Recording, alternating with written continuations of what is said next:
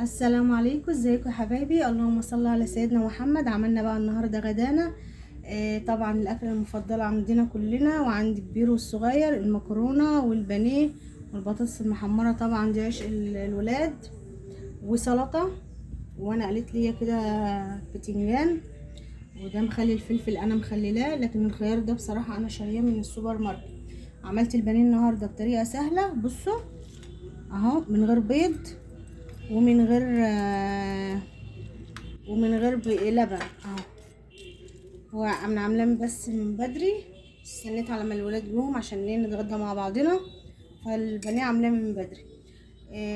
تعالوا بينا نشوف بقى الطريقه مع بعض بتاعه البانيه، ونشوف عملنا الغدا ده. ويا ريت لو عجبك الفيديو ما تنسيش تشتركي معايا، ونذكر بعضنا دايما بالصلاه على النبي في الكومنتات.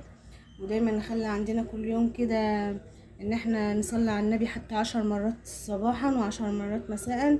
ودايما نطمن نفسنا، الا بذكر الله تطمئن القلوب. ويكون عندنا ورد كده يومي من الصلاة على النبي، او سبحان الله وبحمده سبحان الله العظيم. اي دعاء كده انت حاباه كل يوم تحبي تقوليه قوليه.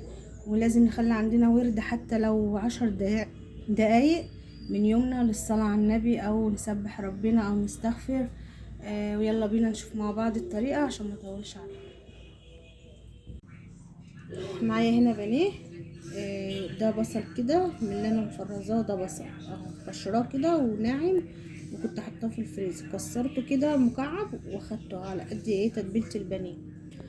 معايا هنا كده معلقتين كده من الزبادي، اي نوع بقى زبادي.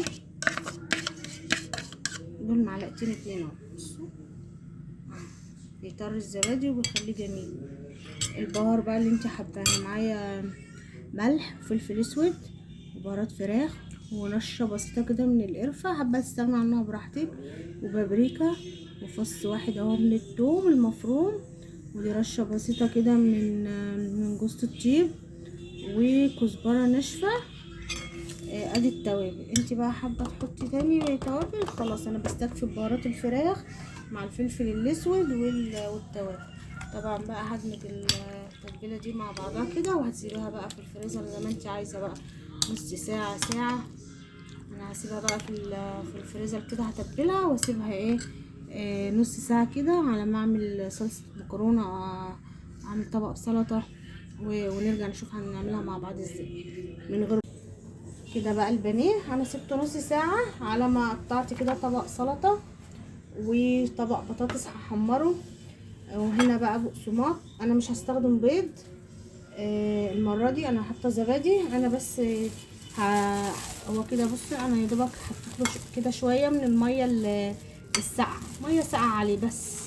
عايزه تضيفي عليه بيضه براحتك، انا بقى مش هحط عليه اي حاجه، يعني هاخده كده على البقسماط اهو واضغط عليه جامد، وهيتحمر وهيبقى جميل من غير بيض ومن غير لبن اهو. بصوا ما شاء الله القطع ماسك عليها اهي. عايزه تنزليها تاني، تعملي لها كفر تاني اهو،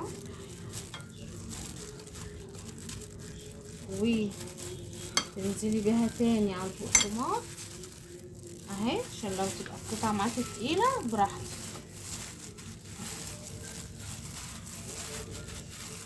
اهي. معايا بالمنظر اللي انتوا شايفينه. هعمل واحده تانية اهي، هنزل تاني في البقسماط. والله انا بعمله كذا مره من غير بيض ومن غير لبن وبيطلع معايا جميل وزي الفل. ممكن في اليوم ده تكوني مثلا ما عندكيش بيض، ما عندكيش لبن، المتاح والموجود عندك مشي نفسك بيه اهو. هكمل بقى انا الكميه زي ما انتوا شفتوا كده مع بعض. وادي السلطه انا خرطتها اهيت، وهحمر بقى بطاطس وهنعمل مكرونه كده، وهنشوف البانيه بعد ما يخرج. بصوا اهو زي الفل اهو، محمره بقى هوريهولكم. خلصت بقى البانيه اهو معاكم، هركنه بقى على ما البطاطس تحمر.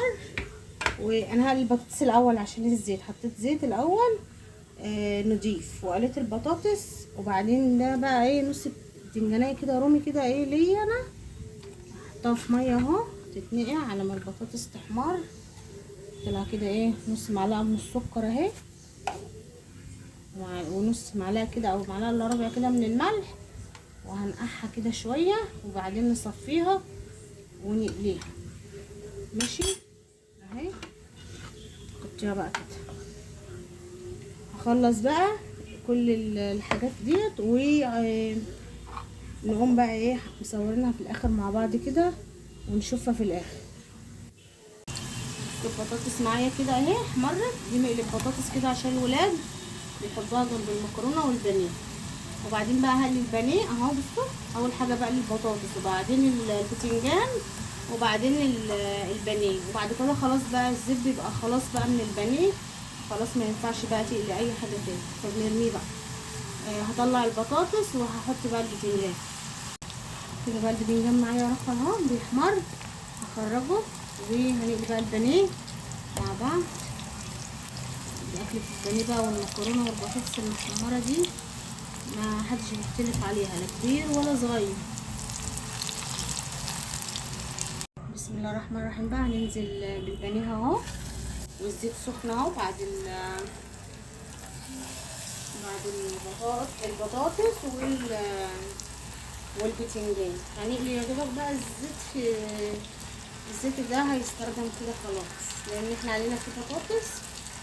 وبصوا انا بحط الزيت كتير اهو عشان لا يقولك هترمي الزيت، يعني انا والله عامله في اصغر مقله عندي وفي نفس الوقت مش مهدره في الزيت، يا دوبك الزيت مغطي البانيه كده زي ما انتم شايفين. وبعدين الحركه بتاعت الباذنجان ده لما تقطعيه وتنقعيه في ميه وملح ومعلقه من السكر وتنقعيه شويه وبعدين تشطفيه وتصفيه، ما بيخليش الزيت يشرب زيت معاك. والبطاطس بقطعها وانقعها واحطها في التلاجة واحط لها معلقه خل ومعلقه من النشا اقلبها فيها، بتبقى جميله وبتبقى طعمها جميل وفي نفس الوقت بتبقى عامله زي بتاعت بره بالظبط. هخلص بقى وارجع لكم. هنا بقى مولعه على المكرونه اهي تتسلق، والصلصه كانت عندي جاهزه، كانت صلصه مكرونه كده عندي جاهزه، يا دوبك طلعتها سخنتها وهنزل بقى على المكرونه. عايزه بقى تعملي انت طماطم فريش براحتك، بس ده وقت الطماطم لما كنا بنفرزها في الاوقات اللي بتبقى القوطه غاليه فيها، فاحنا بنطلع ونستخدم الحاجه دي من ضمن الحاجات اللي احنا كنا مفرزينها الصلصه. بصوا البانيه اهو طالع معايا عامل ازاي اهو، سخن طبعا. بصوا لا الكفر بتاعه اتشال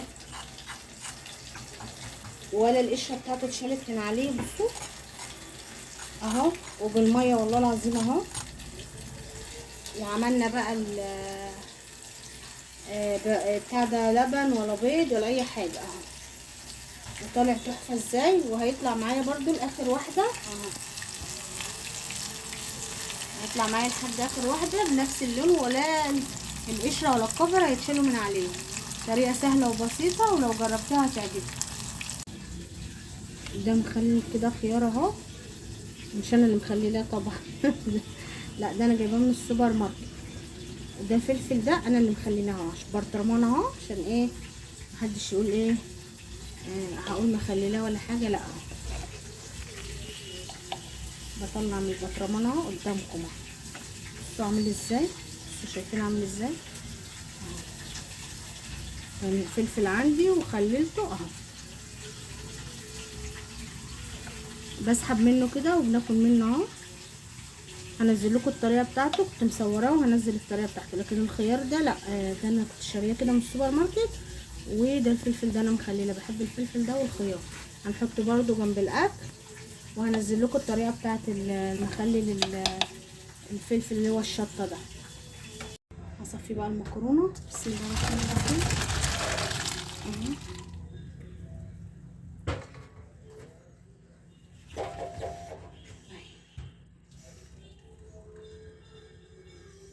ده بقى شطفه ويحط لها الصلصه وغرفها ونشوفها مع بعض.